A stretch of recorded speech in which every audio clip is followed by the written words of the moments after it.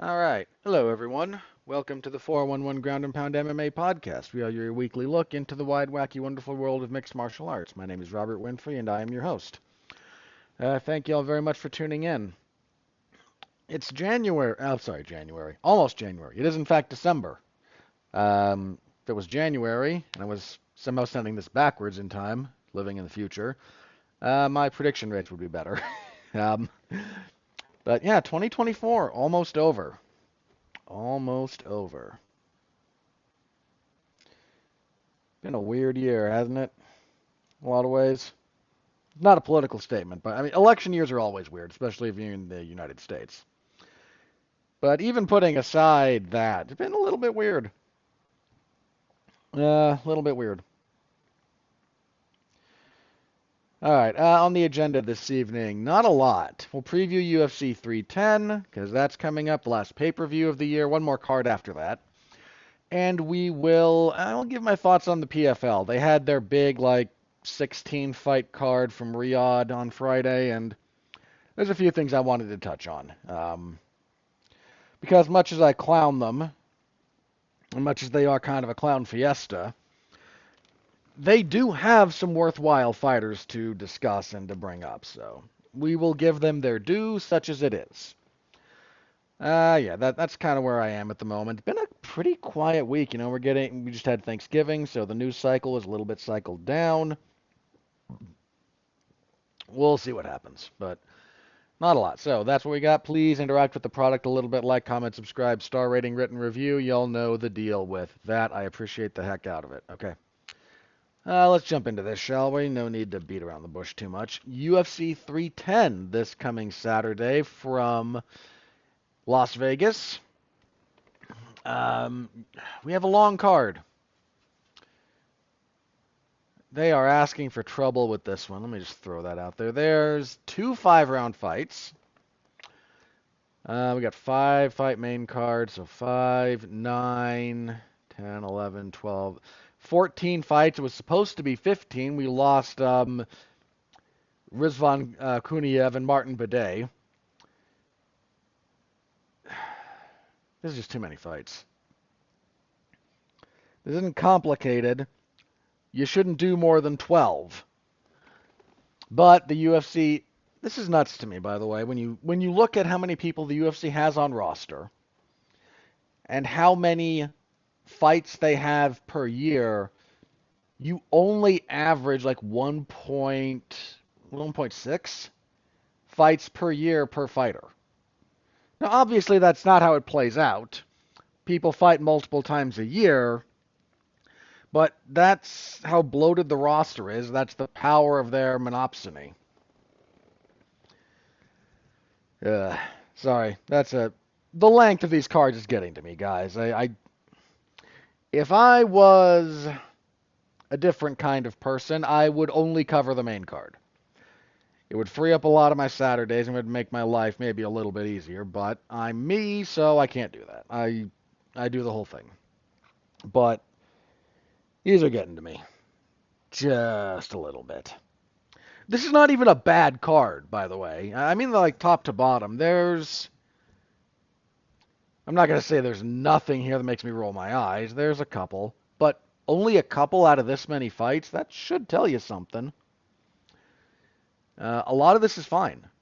Good to fine, even. So, that's just too many fights. It's just too many.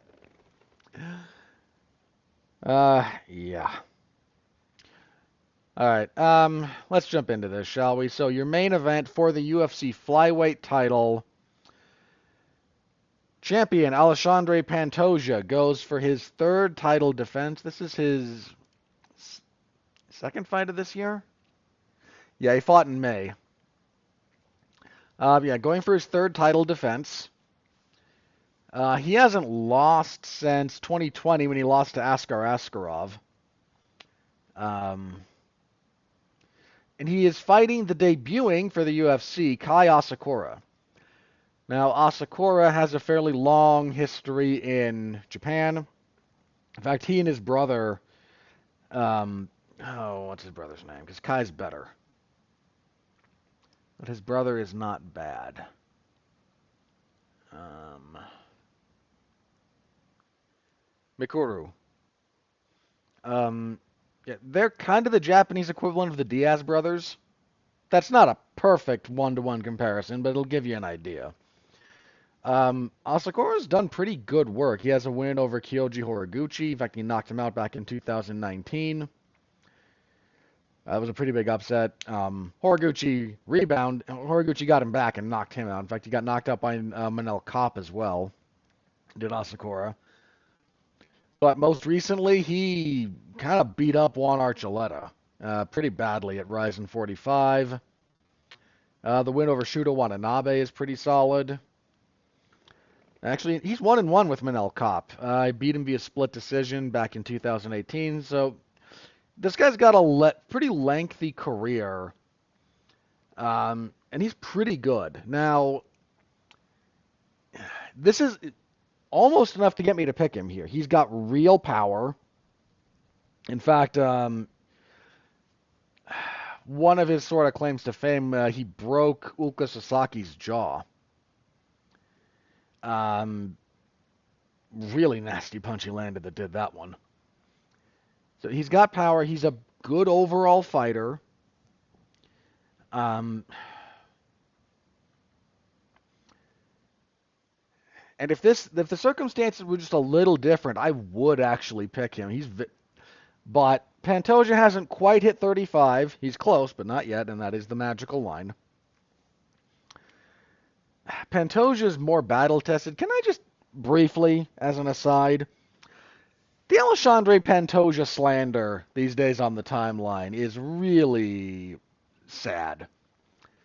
People throwing him up there with, Merab and Bilal, and when people have recently they've done we got a bunch of boring UFC champions at the moment. Well, that's somewhat overstated. Look, Merab is not my favorite fighter.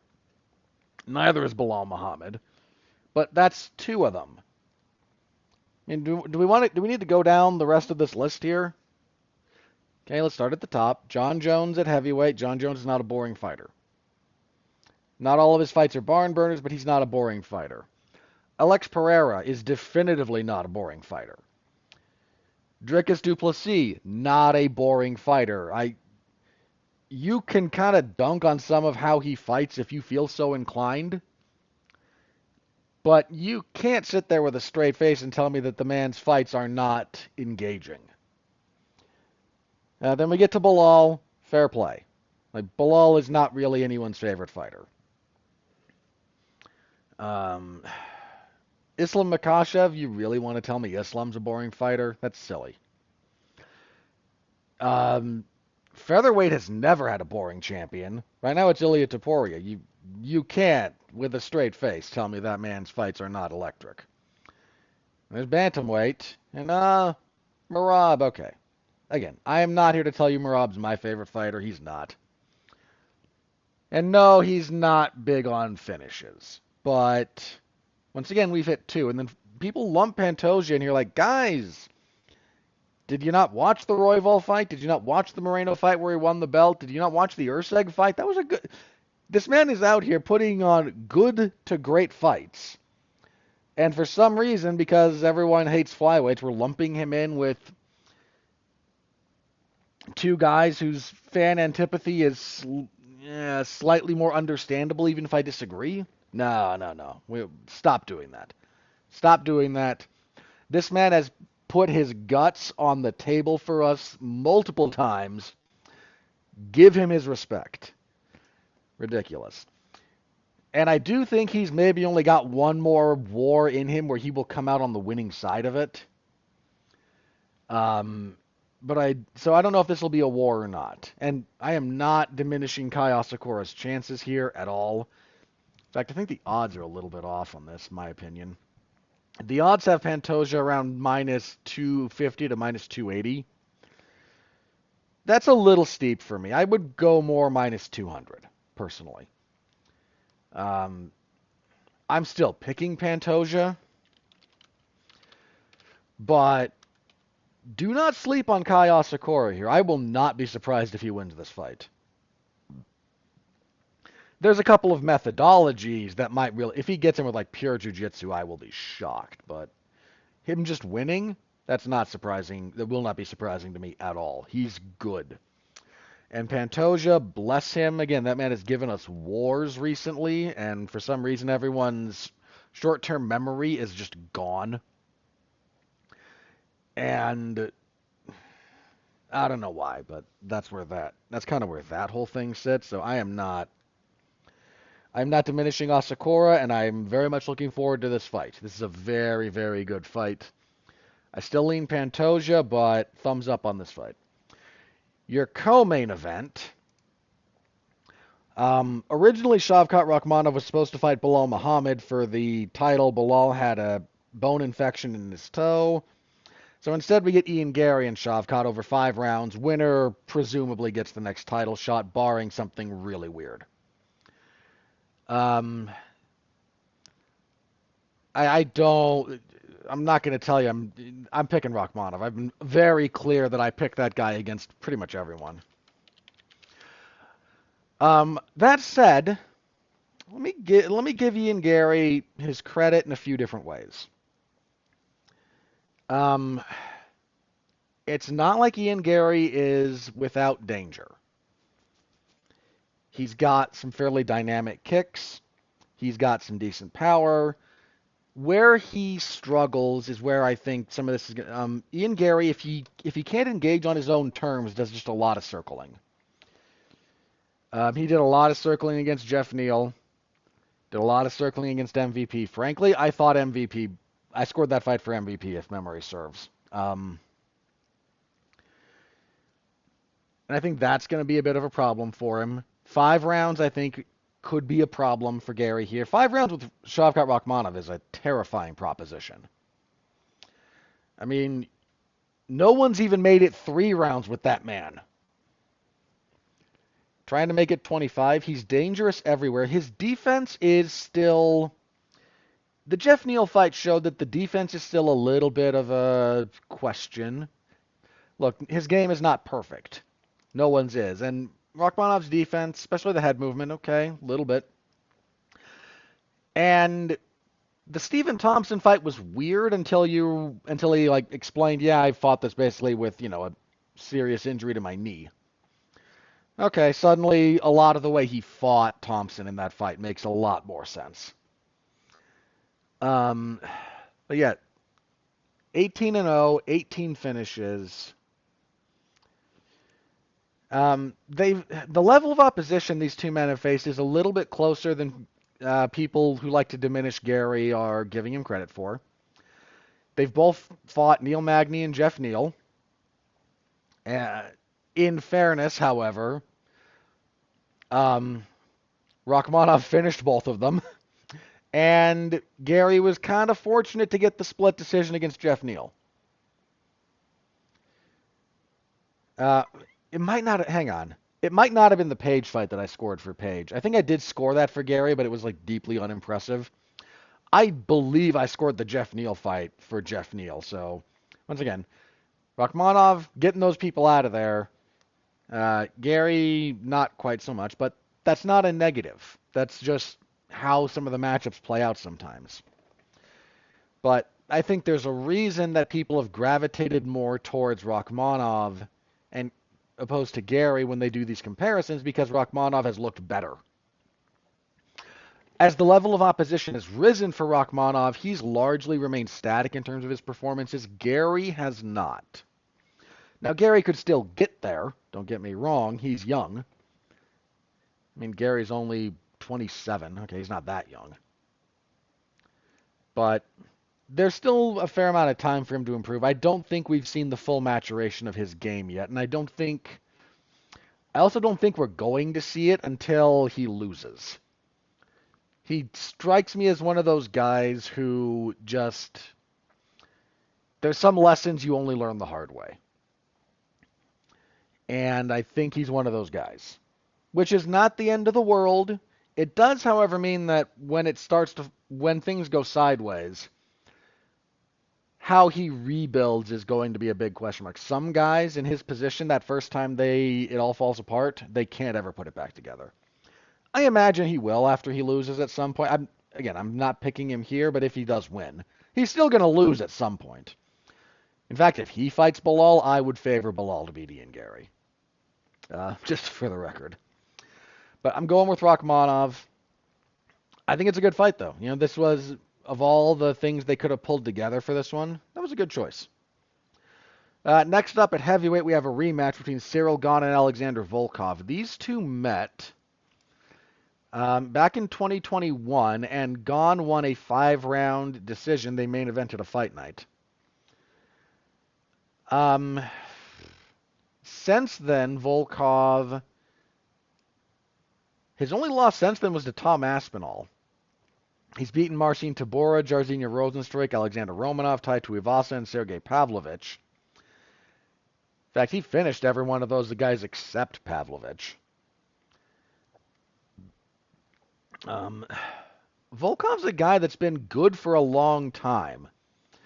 At 36, he might now just kind of be figuring some things out. I'm still tempted to pick Gane. Gane coming off the win over Sergey Spivak. That was kind of a gimme for him. That was over a year ago, though. I mean, he had a case for winning the Ngannou fight. In fact, I think I scored it for him. Then had the weird fight with Tai Tuivasa where he dominated the majority of it but did get caught. Then he turned in an all-time non-performance against John Jones. Let's just be very clear about that. Just nothing. Just laid a goose egg. The Spivak win was nice. It kind of looked to get him back on track. But Volkov is not Sergey Spivak, and I don't say that to diminish Spivak, who's not a bad heavyweight.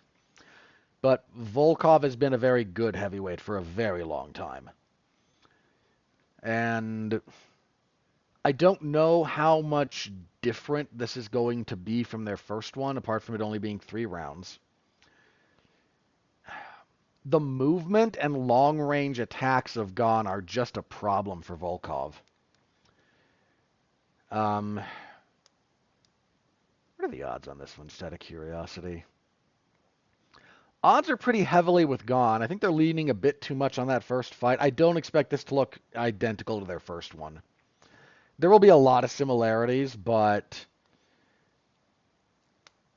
I think if you're expecting that to be the blueprint for both guys, I don't think either of them is going to fight exactly that same way. Some of the weaponry will be the same, but I don't expect Gane to do a lot of the same, like side kicks and really long-range stuff. I expect Volkov to try and press the action a little bit more this time around. Volkov's kicking game will be in play. It usually is, but he's also usually fighting guys who are a lot flatter than Gane. So I'm still going to go Gane in the rematch, but the odds are a little bit heavier than I would feel comfortable with if I'm, the one holding the bag on those betting lines. Featherweight next. This should not be on the main card. Look, Aljamain Sterling and Movsar Evloev are in the middle of the prelims. They should be on the pay-per-view, not this. But at featherweight, Bryce Mitchell is going to fight Kron Gracie, and this might be the first time 2 avowed flat earthers are fighting on a UFC pay-per-view. Mitchell has been out of action for almost a year because Josh Emmett hit him so hard he did in fact see the curvature of the earth.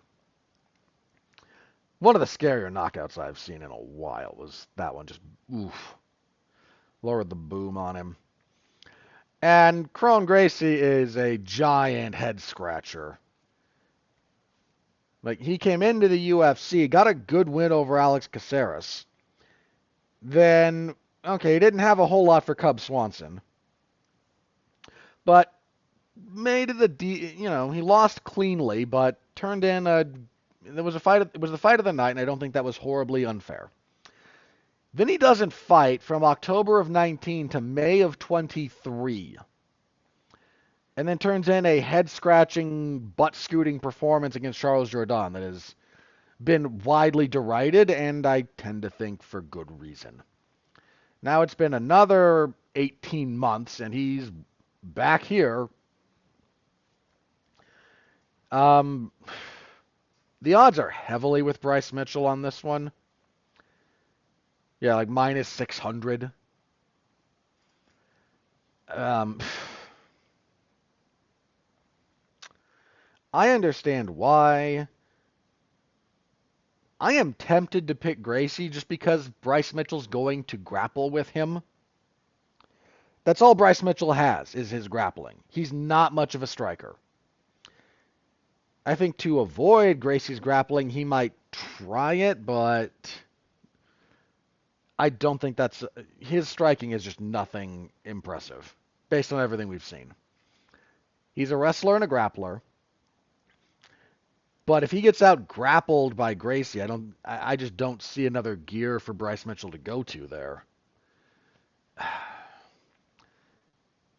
I'm really talking myself into this as a flyer.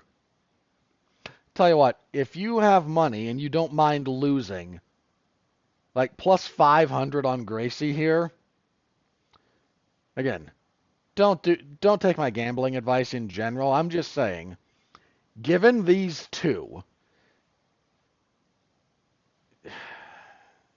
that strikes me as a worthwhile flyer if you're inclined to take those in your gambling.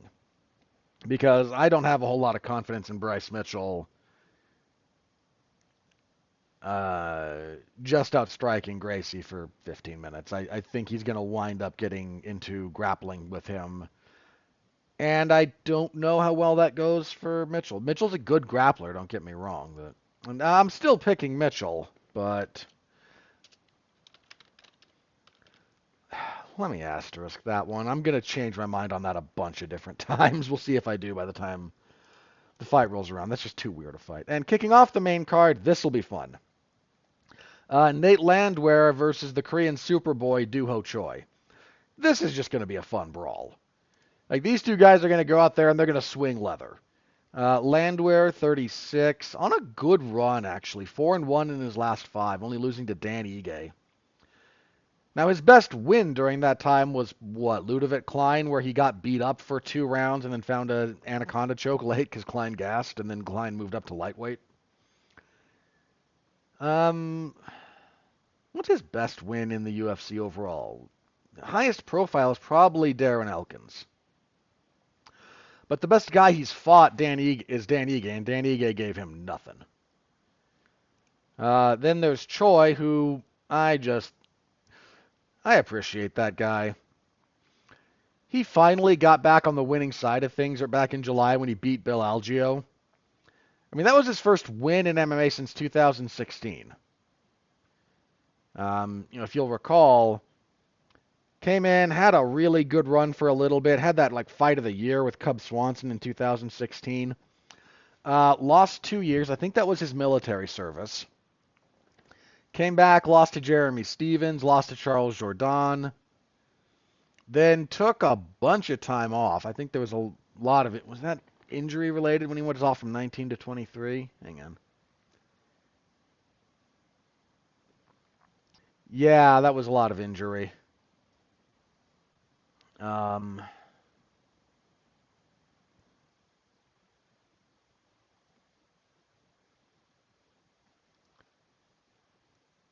Yeah. Yeah, a lot of injury. He fought to a draw with Kyle Nelson, which I think was fair given the point deduction. But this is going to be a lot of fun. And I think logically this should be Landwehr. It really, really should be Landwehr. In fact, the odds are with him. Not by a whole lot, but I'm going to pick Choi just because I am. But that's just going to be a fun fight. On the prelims at light heavyweight, Dominic Reyes and Anthony Smith. And I can't tell you how little I care about this fight. Reyes finally got a win. He beat Dustin Jacoby in June. That was his first win since 2019, and his last win, that win in 19, was the ghost of Chris Weidman. Like, that was a sad fight. And then, okay, You can argue he beat John Jones. He's the only one at light heavyweight who I will listen to a realistic argument about having won that fight. I don't I don't know how people think Thiago Santos beat John Jones. I don't even really get how people scored the first Gustafsson fight for Gustafsson, but um, then Jan Blachowicz knocked him out, and that really started him downhill. And then Yuri Prochazka just ended him. Ryan Spann got him out of there. But then there's Anthony Smith, and these two guys are just washed. Smith coming off a loss to Roman Dolidze.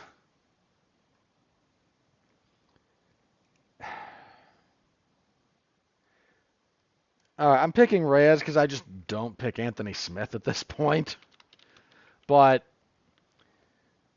this is the kind of fight where I half expect both of them to collapse due to injury. It's just, what are we doing here? All right, at welterweight next, Vicente Luque and Tembo Gorimbo. This was supposed to be Luque and Nate Diaz for some reason. That didn't come to fruition for any number of reasons. So Luque coming off the loss to Joaquin Buckley. He's not been the same recently, and it's understandable because after the Jeff Neal fight, he had that brain bleed. And Gorimbo's a little bit on the come up. The thing about this one is, this is by a country mile, Vicente Luque is the best guy Tembo Gorimbo has ever fought. Gorimbo is on a 4-fight winning streak. Takashi Sato, Pete Rodriguez, Ramiz Brahimaj, and Nico Price. But again, Luque is at least 2 levels above Nico Price.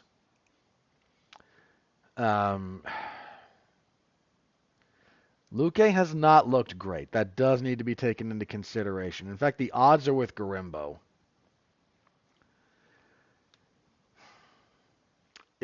If you're looking for another underdog bet that you just kind of want to throw out there, I would if Luque stays the dog, that's a tempting value bet. Am I going to go with Luque? He has just really not looked great. And again, for understandable reasons. I mean, he's 1-3 in his last 4, but let's just take a second here. The losses are to Bilal Muhammad, who he does hold a win over. Jeff Neal, and that was the scary knockout. Then he beats Rafael dos Anjos, and then loses to Buckley. So, current champion, still a top guy, and a rising guy in the division in Buckley. He's not losing to scrubs, and Gorimbo isn't a scrub, but he is completely unproven at this level. And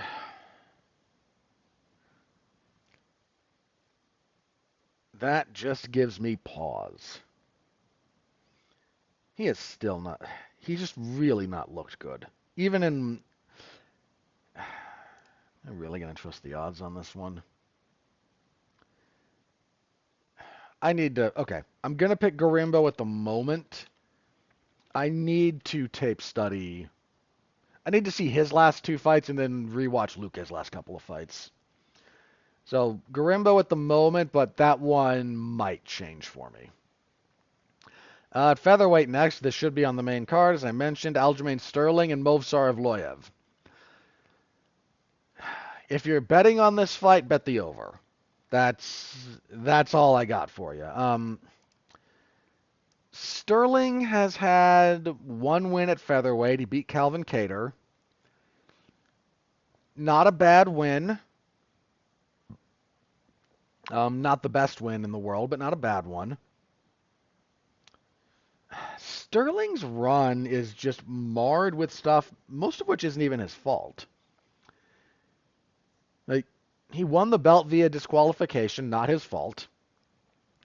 His second fight with Jan was a split decision that live I scored for Jan. I don't think it's wrong to give it to Sterling, but again, live. Then he beats TJ Dillashaw, whose shoulder fell out of the socket on the way to the cage for the 80th time in the build-up to that fight. It should not have been allowed to happen. Wasted everyone's time. Then he goes to a split decision with Henry Cejudo. which, frankly, I did think he won that fight. I didn't get the split there all that much. He's actually got the record for most consecutive bantamweight title defenses at 3. The problem is 2 of them are split decisions, and the Dillashaw fight is a non-entity given Dillashaw's physical condition.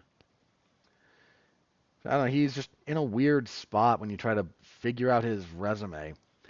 Evloev, undefeated, 18-0. The problem for Evloev, of course, is that he hasn't finished anyone in the UFC. I don't imagine he will break that streak against Aljamain Sterling. But I do take his chances of winning the fight fairly seriously. In fact, the odds are with Evloev rather heavily. I'm not sure I agree with how heavy they are, but I am going to pick Evloev. I think he's just a tough stylistic fight for Sterling, but don't be surprised if Sterling does pull that off. Sterling's back-taking is really top-notch. Welterweight next, Randy Brown and Brian Battle. Look, I appreciate good old rude boy Randy Brown. He's on a 3-fight winning streak. In fact, his only loss in his last, 8 fights is to Jack Della Maddalena. He is 7-1 during that stretch, so he's in a really good spot. Knocked out Muslim Salikov. That was impressive, coming off a win over Eleazar Zaleski dos Santos. Part of the problem for him is Battle is a really tough out at welterweight. Brian Battle knocked out Kevin Jousset his last time out. That was actually a really good knockout for Battle. Battle's defense is a problem. Randy Brown will hit him. But I think Randy Brown can be lured into the kind of fight that will favor Battle.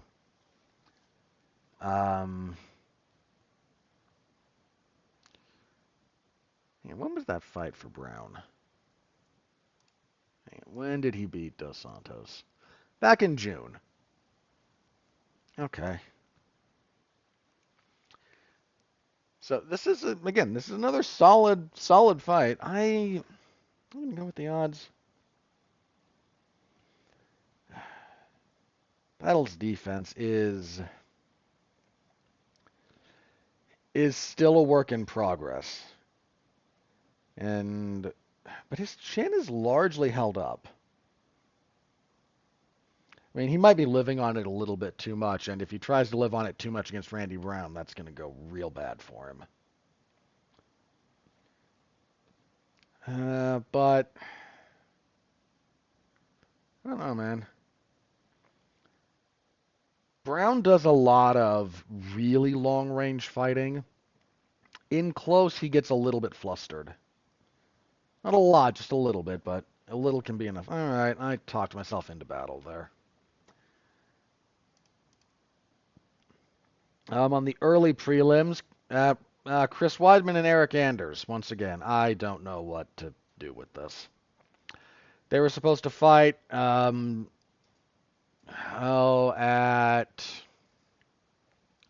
which event? Hang on, it's gonna 309. The last pay-per-view.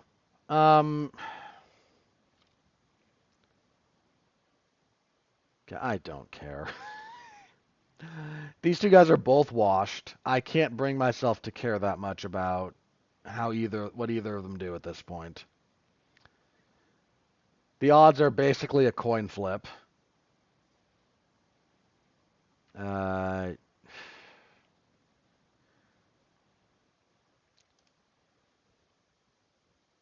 don't know. You know what? The odds are a coin flip. I will flip a coin. Where is my... Here we go. I will flip my 50-cent piece. Tails. Eric Anders. Okay.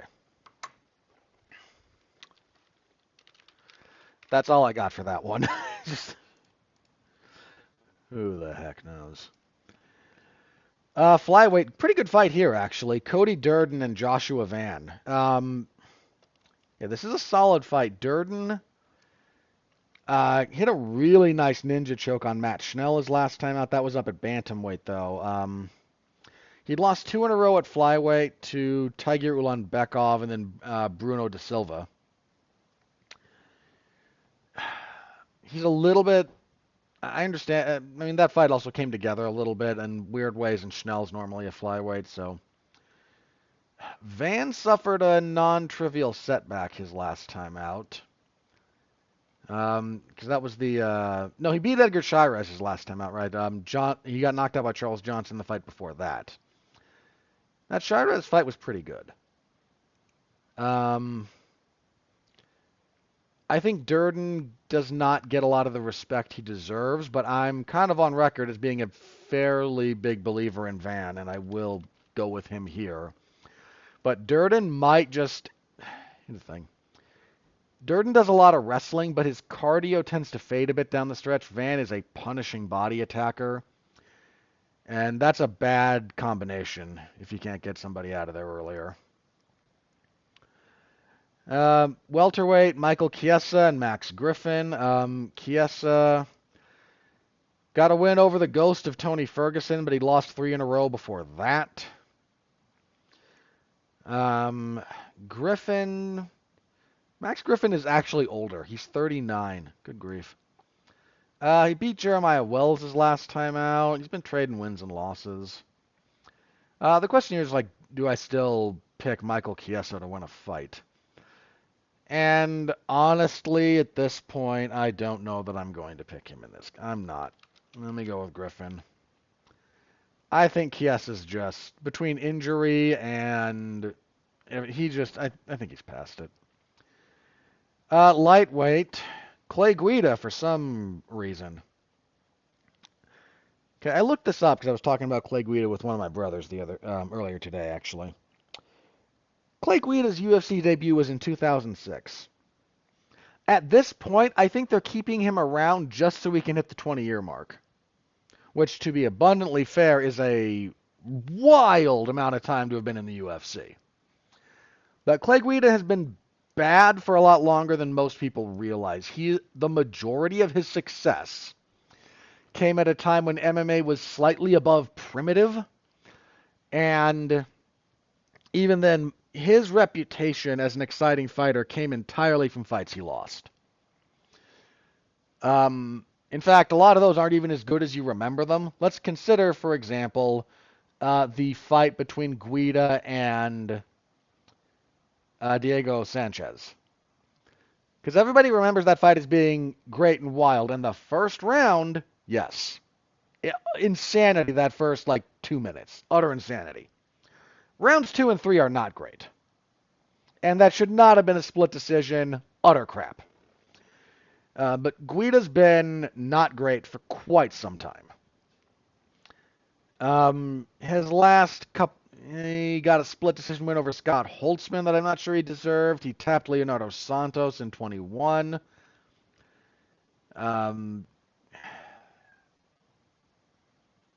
He's just way, way, way past it. And he's fighting Chase Hooper. And Chase Hooper, at only 25, seems to kind of be figuring himself out. He's 3-0 since moving to lightweight. And I have zero problem picking him here. I pick a lot of people to beat Clay Guida at this point. In fact, is Hooper the biggest favorite on this card? I think he is, as I'm recording at least. Yeah, he really is. Okay. And kicking everything off at heavyweight, because of course, we have Kennedy Nzechukwu stepping in on somewhat short notice to not that short, but stepping in to replace Taliesin Teixeira against Łukasz Dreszcki. Nzechukwu had a really strong outing in his heavyweight return when he beat Chris Barnett. Now, the knee injury to Chris Barnett was kind of what everyone was talking about after the fact for somewhat understandable reasons, but rewatch that fight, and Nzechukwu is fighting very well. I think he might be a real problem at heavyweight for a lot of guys. And Dreshki is like what, 1-2 in the UFC? 1-4. Good grief. Yeah, his only win was over Walter Walker. And he got stopped by Mick Parkin his last time out.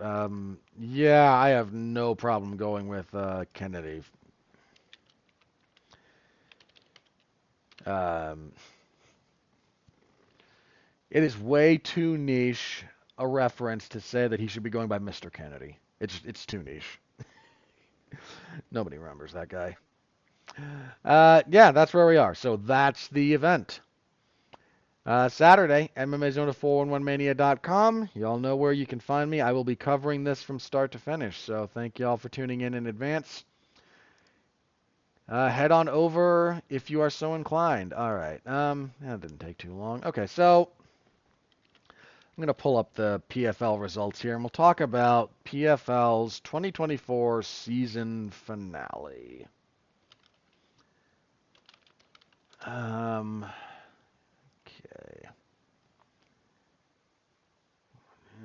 Why is this so difficult to find? I don't need the live results. We'll just go to Wiki, I guess. Hang on.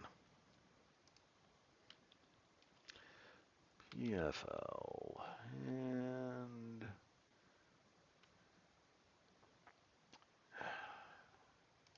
where are you? Okay. National Fighters League.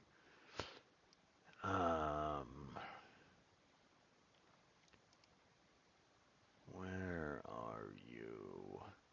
Acquisition of Bellator. Don't care. Don't care about Challenger Series. Don't care about the roster. Don't care about your champions. Why are you so difficult? There you are. Okay. So this was PFL 10.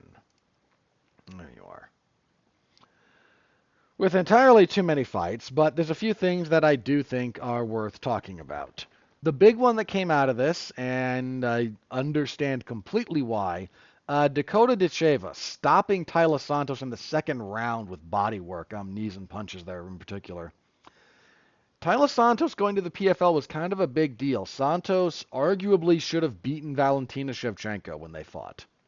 Nobody had finished Santos, and her run through the UFC was actually solid. Because she lost to Shevchenko, split decision. Arguably should have gone her way. I know people that scored it for her, and I think there's a very fair case to be made for it. Then she lost to Erin Blanchfield and then left and then moved to the PFL. But yeah, her UFC run, she lost her UFC debut in a split decision, then had a good run up to the title, including a really nice win over Joanne Wood. Yeah, and nobody'd finished her. Nobody even got all that close to finishing her. Shevchenko didn't get that close to finishing her. Blanchfield never got close to finishing her. Blanchfield won that fight very clearly. And Dakota Ditcheva just kind of bullied her and just stopping her with those body shots. Dakota Ditcheva has been a real success story for the PFL this year. I haven't talked a whole lot about her, but she's only 26.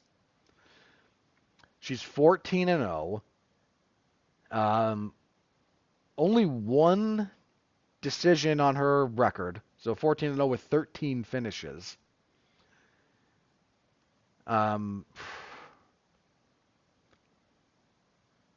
has just been running through people in PFL. She is definitely someone to pay attention to, and she's gonna wind up in my breakout star discussion somewhere. Probably lower down because nobody cares about the PFL, but what she's done this year has been really, really solid work. And this was again, she's the one everyone's talking about coming out of this for absolutely understandable reasons. That wasn't the main event. The main event was Timur Khizriev beating Brendan Loughnane via unanimous decision. That was a fine, not great, but fine fight. At light heavyweight, Dovzhatstan Yagshimorodov defeated Impa Kasanganay via knockout in just 58 seconds. Those two just... Yeah, picking the under on that fight was a very easy call. Even if you were going with Kasanganay, which there was reason to do, by the way.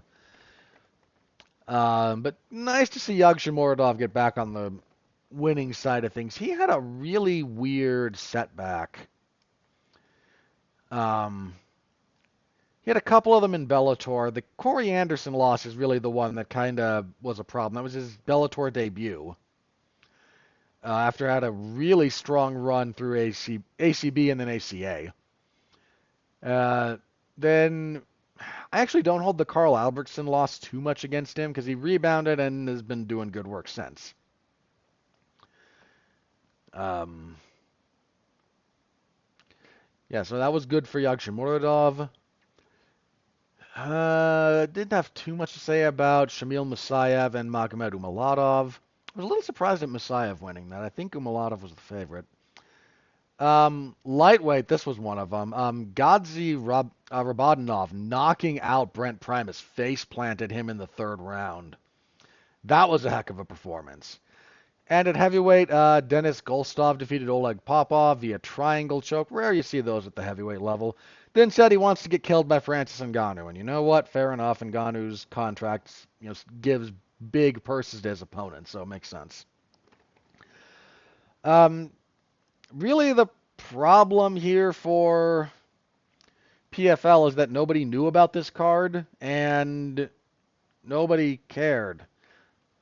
They also had way too many fights, and that was somewhat saved by a lot of those being finishes I mentioned already. The main card only had one decision, so there's that. In fact, yeah, 2 fights got into the third, 1 got into the second, 2 first rounds, so that wasn't too bad. But this was a Saudi card, so it's too long. Has endless stuff not necessarily associated with MMA, cluttering the broadcast and the presentation and all that good stuff. Is there anything else on this card worth kind of mentioning? Mansar Barnoui got a third round submission, and Barnoui's fun.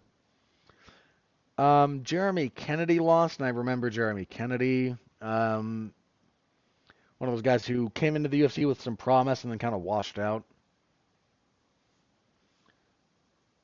Some of these. Yeah, so big thing there. So Khizriev had a really solid performance against Loughnane, so good for him. Dacheva is the one that people, as I mentioned, Dacheva is the one people are talking about for very, very good reason. You can find this whole thing on ESPN Plus. The main card is worth your time if you're going to skip through some of the interludes. But as I mentioned, much as I clown on PFL, as a promotion, there's a lot that's not good. But they do have some very good fighters, and they do have some good fights, and this had some good fights, so that deserves to be said. And I have to give them their flowers when I do think they deserve it. And the fighters came out and they delivered for the vast majority of that main card. So thumbs up to those guys. Hopefully PFL gets its crap together at some point in my lifetime. But really, they and TNA are going to be there at the heat death of the universe, still crawling along. All right, we are going to be very short episode today. I'm not even at 50 minutes. That's really all I've got. Do I want to talk about Conor again? All right, you know what? Very, very briefly, because I don't need to go into detail.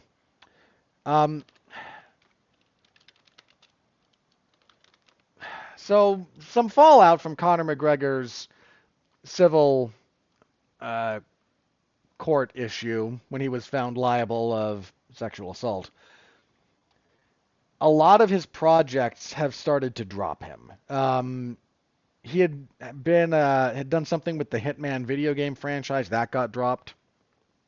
Much bigger is that, I think the largest grocery store chain in Ireland dropped Proper 12. Now, here's the thing about Conor. His I don't know about the totality of his financial situation, okay? So let me start there. He presents a lavish lifestyle, so there's a non-trivial chance he has spent as much money as he's made. But, so what I'm about to say is a bit speculative. Because he made a lot of money for fighting Floyd Mayweather, and then he made a lot of money basically selling off the majority of Proper 12. He stuck around as like the face of the brand, and there was something other. He was still associated with it in some capacity. That was his ongoing income. Was mostly his association with Proper 12 and whatever beer. I think he had like a beer company or a beer brand or something that was under the same. I don't remember the specifics of the business. Forgive me.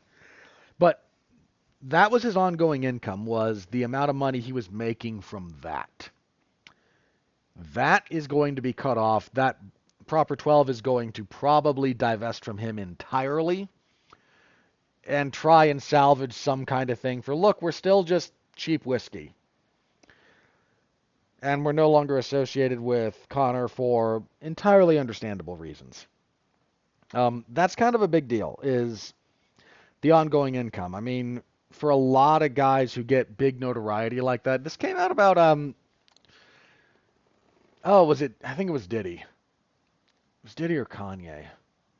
Because both of them have been like, for very, very different reasons, had very high profile things mess with their public image, but one of them was like the majority of his money, I think it was Diddy, wasn't actually coming from a lot of his music stuff. He made money from that, don't get me wrong, but like where did he get the bulk of his ongoing financial gains when he's, very, very rich?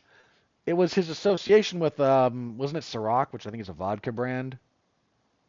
I don't I need to know what's I think it's spelled. I'm gonna see if I can. Yeah, it's vodka. Okay.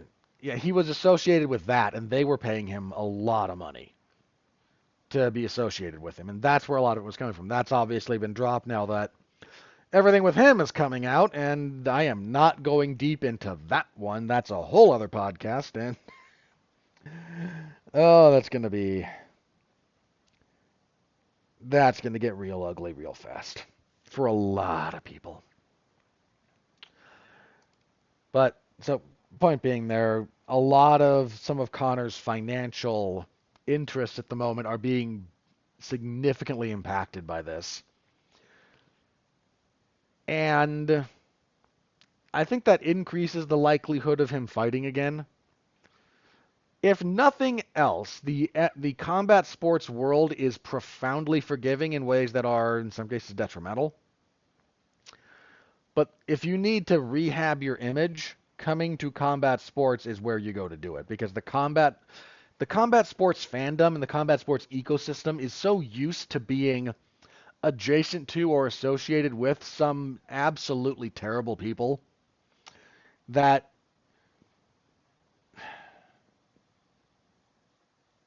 Conor would be able to exist within this space. He might get booed. I'm not even convinced of that, by the way, but he might. Mixed reaction at best. Mixed. But he would not. The UFC has not done anything about this. No one's asked the UFC about this, and in somewhat fairness, um, there's been no UFC event since the verdict. So no one's really had the opportunity to talk to Dana about it in a formal setting. I imagine someone will for UFC 310. I'd like to think so. There's a non-trivial chance that nobody does. But I'd like to think somebody there still has at least some shred of journalistic integrity. Dude, after this came out, after that verdict was handed down, you know how many major MMA sites talked about it? You know how many? You would not have seen it on Bloody Elbow. You would not have seen it on MMA Mania. You would not have seen it on I think MMA Junkie did, but the vast majority of MMA outlets said nothing about Conor about that verdict. Nothing. There have been very precious few MMA media entities that have conducted or talked or any even acknowledged the way that has happened and some of the news that has come out about it and some of the reporting that's come out about it in any way at all, much less with anything approximating integrity and pride. Almost no one. If you wanted to be dismissive, disgusted, and sort of antipathetic towards MMA media, this is a very good indicator as to why so many people feel that way. Ugh. But that's our brief Conor update, and I only brought it up because a major, like again, one of the biggest grocery store chains in Ireland said no. Get that out of here. And that I thought was worth mentioning. The rest of it, I'm I'm not here to cover the drama or I, the minutia of it. There's a reason I didn't really talk about this until the verdict was handed down because one, there wasn't a lot of information being made public apart from that it was happening, and I didn't want to go digging. I didn't want to go digging through daily court reporting for what would have amounted to about 3 shows worth of material. Given how long the trial progressed, at what point different evidence was being presented, at what point different evidence that I think you guys would tolerate me talking about, and I put that off until verdict was handed in. Not because I didn't care, but because I did. But the day-to-day court reporting of stuff like that is not really what I do here. And the fallout, the smaller things along the way, I'm probably not going to touch on. Anything that I think is big enough, I will, but barring something else very major coming out, this is going to be the last time I really talk about this until something more newsworthy happens. So that's where we are on that. Okay, that's bringing us close to an hour, and I won't feel like I've cheated you out of your time with some of the stuff we've talked about. So I am going to check the old social media, see if anything MMA related has broken, and if not, we will do plugs and we will get out of here. Okay. Nope, nothing new there in the MMA space at least, so plugs. Last week there was no UFC event on Saturday. I did, however, cover WWE Survivor Series. My 3rd year in a row getting tapped for that particular event, so I don't know. I can't quite call myself Mr. Survivor Series over at 411, but getting closer. Getting closer to that one. So you can read that if you're so inclined. I actually enjoyed the vast majority of the show, so take that for what it's worth. If you're into pro wrestling. Monday, we will be reviewing Moana 2. Last week, Mark Radulich and I reviewed Gladiator Part 2, which was listen to our review. That movie is a waste of everyone and everything associated with it. But again, Moana 2 this week, and I will have to yell about Disney's business practices because there's some chicanery going on there. Yeah. All right. Then WWE SmackDown on Friday, UFC 310 on Saturday, and we'll be back here next week to review 310 and preview the last UFC event of 2024, which is UFC on ESPN 63. Headlined by Colby Covington and Joaquin Buckley. What else is on that card? I don't really care about Hebus and Dern. Swanson and Billy Q. Okay, that might be okay. I don't care about Petrino and Dustin Jacoby. Yanez and Daniel Marcos is not bad. I don't care about Michael Johnson at this point. Ooh. On the prelims, Joel Alvarez and Drakkar Klose. That's a good fight. Sean Woodson. Why are we burying Manel Kopp on the prelims? Manel Kopp and Bruno De Silva, I'm not saying next title challenger, but real close to it. Okay, so there's a few things on there worth There's a few things on there of value. All right. Full preview next week. Until then, just cross the hour mark. All right. Thank you all very, very much for tuning in. I appreciate you and everything that's you've all done for the show this year. A lot. So thank you. Till next time, stay safe out there and continue to be well, be safe, and behave.